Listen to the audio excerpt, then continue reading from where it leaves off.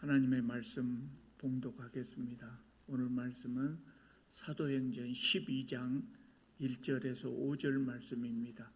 신약성경 207쪽입니다. 사도행전 12장 1절부터 제가 봉독하겠습니다. 그때 헤롯 왕이 손을 들어 교회 중에서 몇 사람을 해하려 하여 요한의 형제 야고보를 칼로 죽이니 유대인들이 이 일을 기뻐하는 것을 보고 베드로도 잡으려 할세. 때는 무교절 기간이라. 잡음에 옥에 가두어 군인 넷씩인 네 패에게 맡겨 지키고 유월절 후에 백성 앞에 끌어내고자 하더라. 이에 베드로는 옥에 갇혔고 교회는 그를 위하여 간절히 하나님께 기도하더라. 아멘. 바나바와 사울이 안디옥 교회에서 열심히 목회를 하고 있을 때 오늘 본문 1절을 보면 헤롯 왕이 손을 들어서 교회 중에 몇 사람을 해하려 했다고 합니다. 교회 중에 몇 사람을 본보기로 해하려고 한 겁니다. 이때가 주 44년 정도 됐다고 그럽니다. 그러니까 예수께서 승천하신 후에 10년쯤 되었습니다. 벌써 이제 사도행전이 12장까지 오는 동안 10년의 세월이 흘렀습니다. 이 박해는 헤롯이 시작하려고 하는 이 박해는 기독교에 대한 첫 번째 정치적 박해였어요. 이전에도 박해는 있었지만 그 박해는 유대인 종교 지도자들에 의한 종교적인 박해였거든요. 그런데 이번에 박해는 로마의 정치 권력에 의한 박해였던 겁니다. 여러분, 로마는요, 종교에 대해서 별로 탄압을 하지 않았어요. 그래서 로마가 오래 갔던 겁니다. 사람들에게 자유를 주고 종교적인 자유를 주고 자치도 허락하고 그랬거든요. 그래서 종교에 대한 탄압은 거의 하지 않았어요. 대부분의 사람들이 신앙의 자유를 누리고 살았단 말이죠. 그런데 헤롯 왕은 유대인들이 기독교인들을 미워하는 줄 알고 유대인들의 환심을 살 목적으로 교회를 박해하려고 했던 겁니다.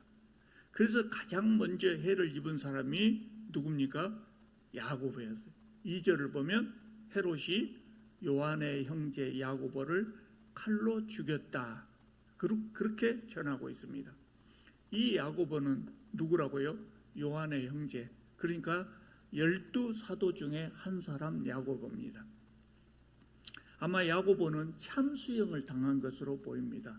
칼에 죽었다고 하는 걸 보니까 참수형을 당한 것으로 그렇게 생각됩니다. 유대인들이 야고보가 죽는 것을 보고 좋아했단 말이죠. 좋아해서. 그러니까 헤롯이 효과가 있네 이렇게 생각하고 베드로도 죽이려고 체포를 했어요. 베드로를 체포한 날이 무교절 기간이라 그랬습니다. 무교절은 유월절 다음에 이어지는 7일 동안 무교절이라고 합니다. 그래서 유월절 기간하면 무교절 기간도 같이 포함합니다. 그 유월절 만찬은 첫째 날 유월절 만찬하는 것이죠. 이날이 유대인의 명절이었기 때문에 많은 유대인들이 예루살렘에 모여 있었습니다. 그래서 헤롯은 그 많은 유대인들에게 과시하려고 베드로를 체포한 것입니다. 헤롯은 무교절이 끝난 후에 베드로를 처형하기 위해서 감옥에 가두어 뒀습니다. 교회가 근심거리가 생겼죠. 그래서 교회가 어쨌다 그래요? 베드로를 위해서 간절히 기도했다. 간절히 기도했다 그랬습니다. 6절을 보면 헤롯이 베드로를 잡아내려고 하는 그 전날 밤에 베드로가 두 군인 틈에서 쇠사슬에 매어 누워 있었다 그래서요. 파수꾼들은 문 밖에서 지키고 있고요. 베드로가 이전에 옥에 한번 갇힌 적이 있었어요. 제가 설교 시간에는 말씀드리지 않았습니다마는 5장에 보면, 사도행전 5장에 보면 이전에도 옥에 한번 갇혔는데 그때도 천사의 도움으로 타로 간 적이 있었다고요. 그래서 이번에는 타로 가지 못하도록 단단히 지키고 있었을 거예요. 누가가 베드로가 감옥에 갇혀 있는 내용을 좀 자세하게 설명하고 있습니다. 얼마나 철저하게 지켰는가를 자세하게 설명하고 있어요. 왜 그렇게 설명하고 있냐면 하나님의 권능을 설명하려고, 하나님의 권능을 우리에게 말해주기 위해서입니다. 사람이 아무리 단단하게 지켜도 하나님께서 하시는 일은 막을 수가 없다. 이것을 지금 누가가 이야기하려고 간수들이 철저하게 지키고 있었다. 그렇게 지금 성경은 설명하고 있어요. 7절을 보면 베드로가 잠을 자고 있을 때 호련히 주의 사자가 나타나며 옥중에 광채가 빛났다 그랬어요. 주의 천사가 나타난 겁니다. 그래서 천사가 베드로의 옆구리를 쳤어요. 빨리 일어나라. 그러니까 쇠사슬이 다 벗어졌다고 합니다. 그래서 베드로가 천사를 따라 나섰습니다. 그런데 9절을 보면은요, 베드로가 나와서 따라갈새 천사가 하는 것이 생시인 줄 알지 못하고 환상을 보는가 하니라. 아직 잠이 덜 깼어요. 베드로가 잠이 덜 깨갖고 지금 따라가고 있는 겁니다. 여러분, 베드로가 잡혀서 감옥에 있는 것은 지금 이 상황이 대단히 심각한 상황이거든요. 왜 그러냐면 며칠 갇혀 있다가 풀려나는 것이 아니고, 며칠 갇혔다가 풀려나는 것이 아니고 참수형을 당할 그런 상황이란 말이죠. 베드로도 이미 그것을 알고 있고요. 잠이 오겠습니까? 안 오겠습니까?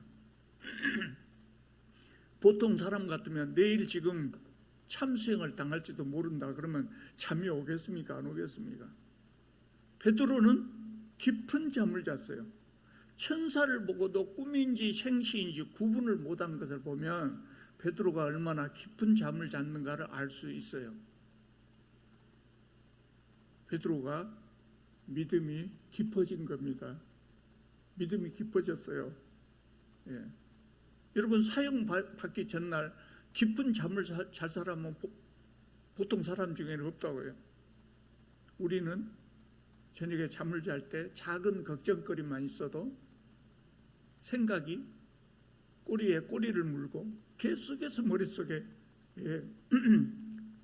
나오기 때문에 잠을 잘 수가 없어요.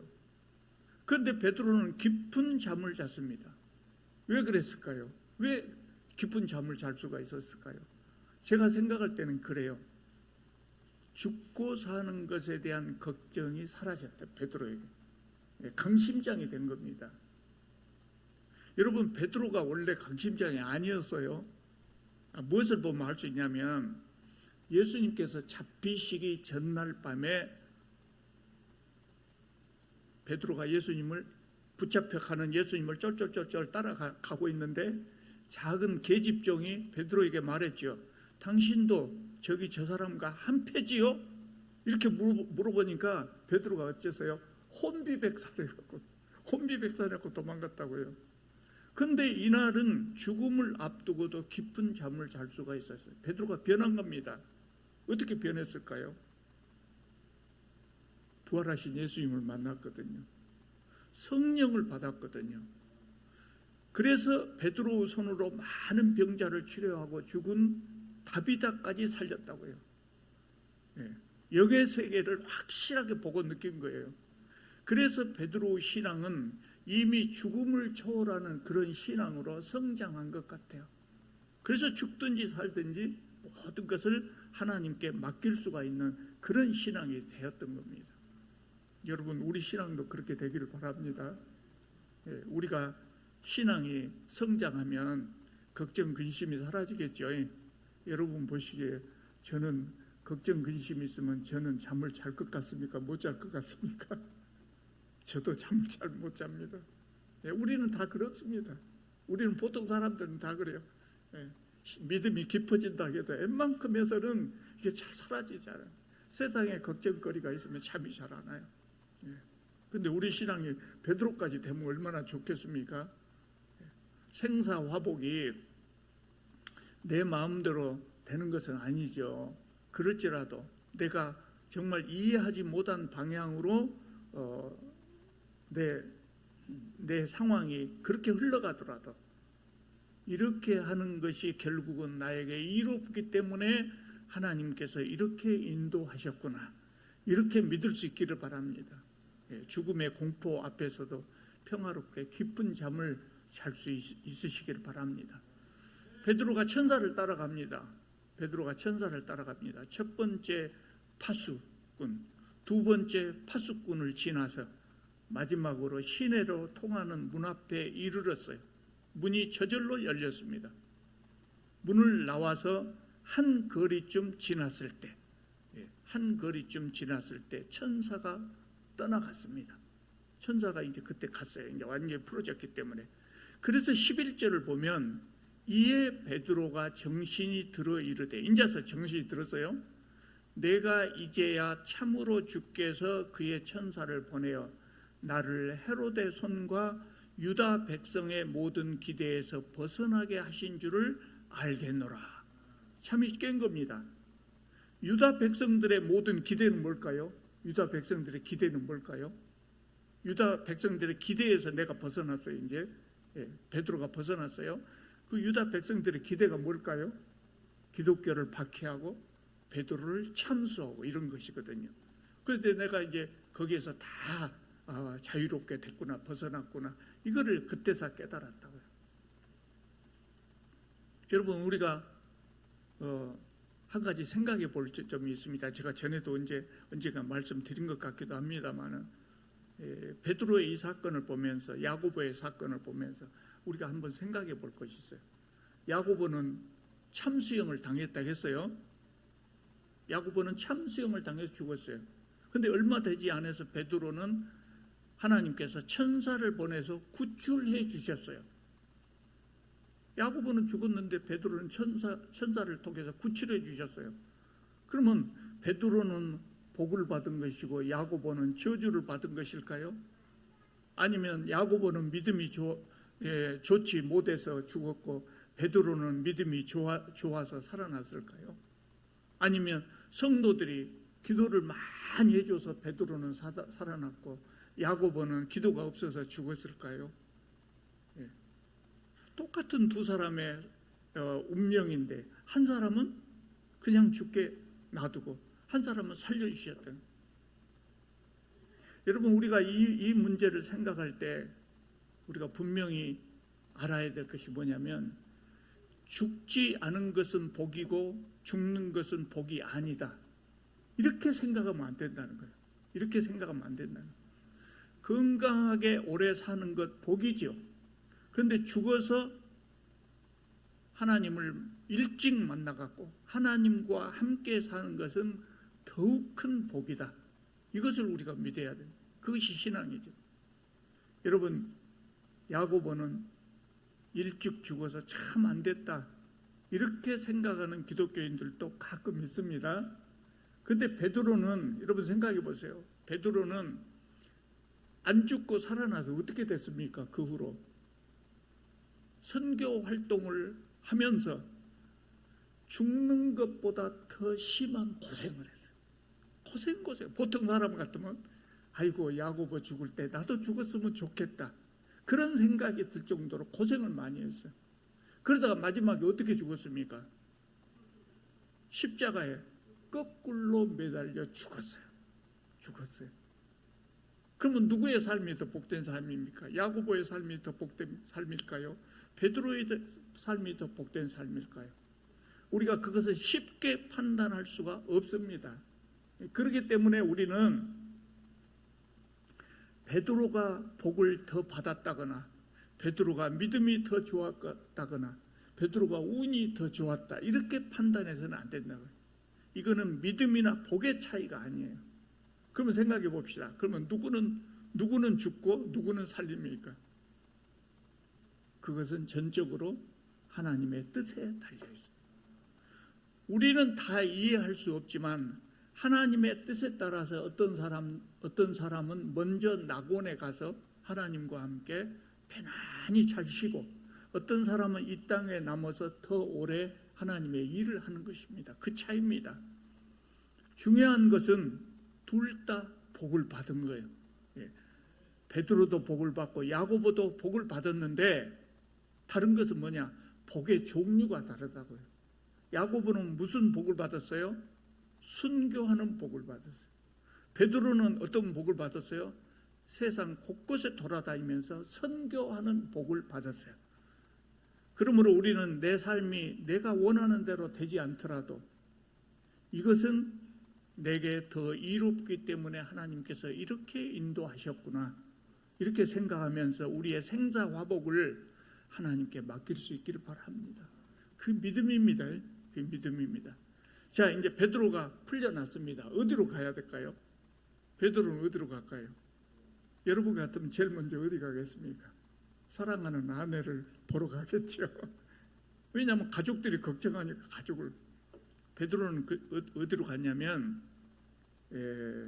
사도들이 기다리는 곳으로 갔어요. 예루살렘 성도들이 기도하고 있네.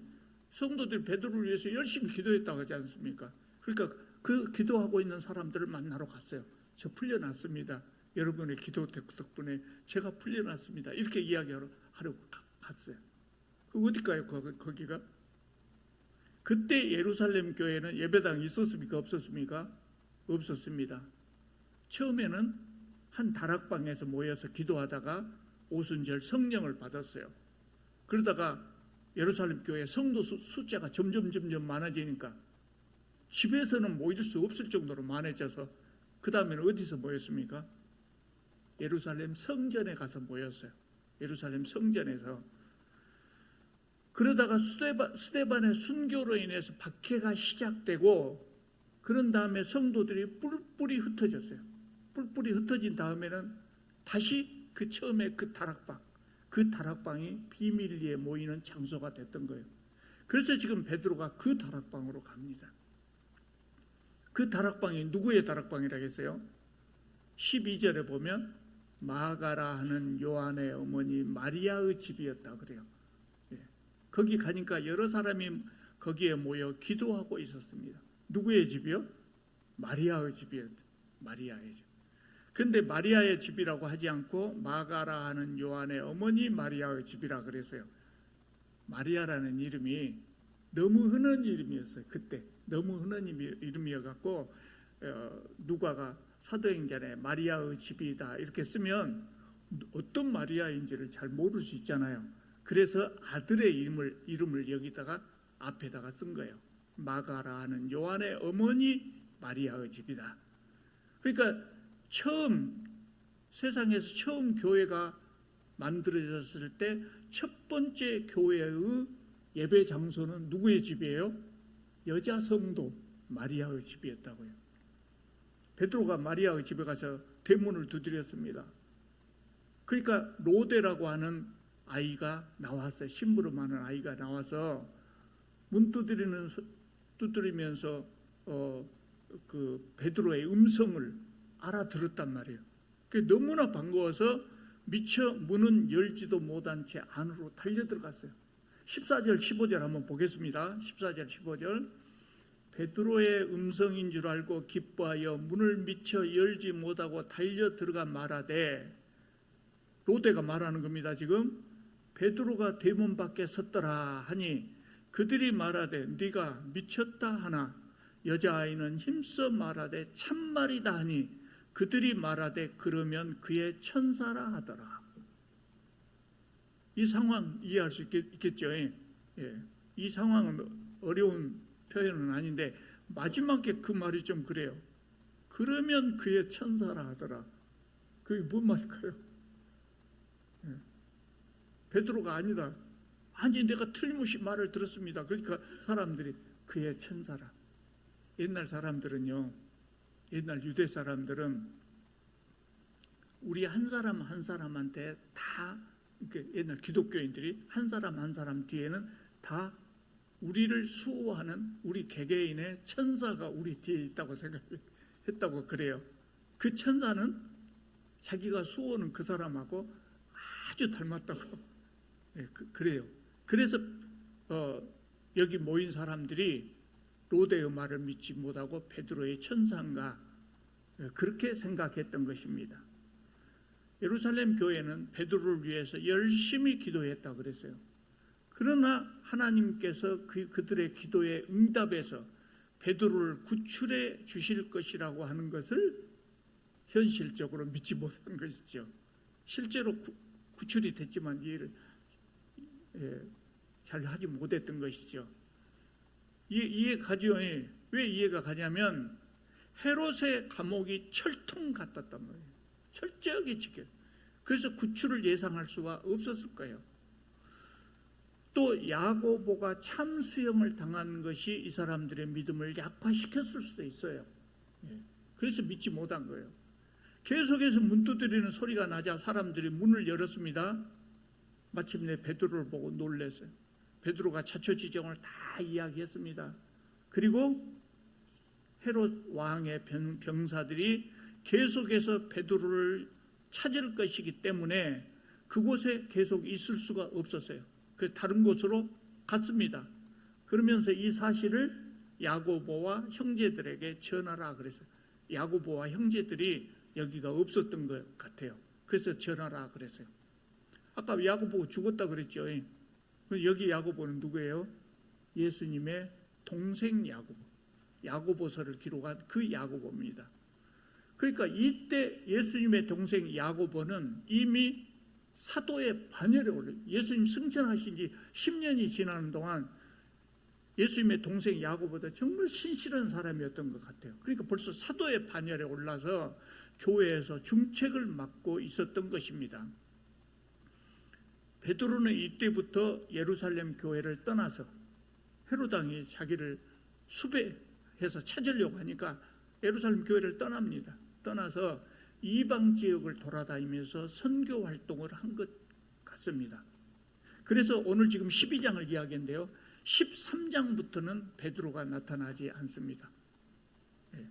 베드로는 12장까지 사도행전 전반부의 주인공, 13장부터는 누가 주인공일까요? 사도 바울 이야기가 나옵니다. 물론 그 후로 가끔 베드로 이야기가 나오긴 합니다. 주인공으로 나오는 것은 아니다 이 말이죠. 베드로가 떠난 후에 예루살렘 교회는 예수님의 동생 야고보가 대표 지도자의 역할을 했던 것으로 보입니다. 자, 베드로 사건이 있은 후 이제 헤롯은 어떻게 되는가를 보겠습니다. 헤롯은 그 당시 유대 지역의 수도였던 가이사랴로 갔습니다. 그때 헤롯이 무슨 이유 때문인가 몰라도 북쪽에 있는 두로와 시돈 사람들에게 화가 많이 났다고요. 화가 많이 났어요. 두로와 시돈 지역 사람들은 헤롯의 관할 지역인 갈릴리 곡창 지역에서 생산되는 양식을 사 먹고 있었어요. 그런데 헤롯이 그들에게 화가 나니까 양식을 조달하기가 어려워졌겠죠. 그래서 헤롯의 신복인 블라스도라고 하는 사람을 통해서 어떻게든 헤롯의 마음을 돌리려고 했단 말이죠. 그래서 날을 잡아가지고 잔치가 열렸습니다. 블라스도가 헤롯에게 잘 말해갖고 날을 잡아서 잔치가 열렸어요. 그러니까 헤롯이 단상에 높이 앉아가지고 사람들을 향해서 연설을 합니다. 그러니까 그것을 들은 사람들이 뭐라고 합니까? 22절을 보면 이것은 신의 소리요 사람의 소리가 아니라. 여러분 이 말을 듣고 무슨 말을 입에서 나오려고 하는 말이 없습니까? 저는 이것을 읽고 난 다음에 입에서 그냥 한마디가 나오더라고요. 놀고 있네. 이것은 신의 소리요 사람의 소리가 아니라 가관입니다. 이 말을 듣고 헤롯이 겸손한 사람 같으면 그런 말 하지 말라 그랬을 텐데 헤롯은 그 말을 당연한 것으로 받아들였어요. 헤롯은 교회를 박해하다가 야고보를 죽이고 베드로마저 죽이려고 했어요. 그런데다가 교만해져서 신의 반열에 오르고자 했다 그 말입니다. 그래서 23절을 보면 헤롯이 영광을 하나님께 돌리지 아니함으로 주의 사자가 곧 친히 벌레에게 먹혀 죽으니라. 이것이 교만한 자, 교회를 박해한 잔인한 자의 최후입니다. 근데 24절을 보면 하나님의 말씀은 흥황하여 더하더라. 그래서 헤롯이 막강한 국가 권력으로 교회를 박해했으나 박해한 헤롯은 오히려 죽고 박해 가운데도 하나님의 말씀은 오히려 흥황하고 교회는 오히려 부흥했다는 것입니다. 오늘 말씀 12장을 보면 몇 가지를 비교하고 있습니다. 첫째로 야고보는 일찍 순교를 당했고 베드로는 천사가 구출했다. 순교도 복이고 구출 받는 것도 복이다. 그 기억하시기 바랍니다. 이 모든 것은 하나님의 뜻에 따라 결정되는 거예요. 그러므로 우리의 생사화복도 하나님의 뜻에 따라 결정이 되는 겁니다. 어떻게 결정되든 어떻게 되든 하나님을 믿는 하나님의 자녀들은 그의 생사화복이 어떻게 되든 그것은 다 복이다. 다 복이다. 두 번째로 또 뭘 비교하냐면 베드로가 죽음 앞에서도 생사화복을 하나님께 맡기고 깊은 잠을 잤어요. 그런데 예루살렘 성도들은 어째요? 베드로를 위해서 열심히 기도하면서도 기도의 응답을 믿지 못했더라. 세 번째로 교만하고 포악한 헤롯은 벌레에 먹혀 죽었습니다. 그런데 핍박 가운데서도 하나님의 말씀은 더욱 흥황했다 그럽니다. 오늘 말씀은 우리에게 가르쳐 주는 것이 많습니다. 여러분 우리도 생사화복을 하나님께 맡기고 늘 우리 하나님께 주시는 평안을 누리면서 사실 수 있기를 바랍니다. 기도드리겠습니다.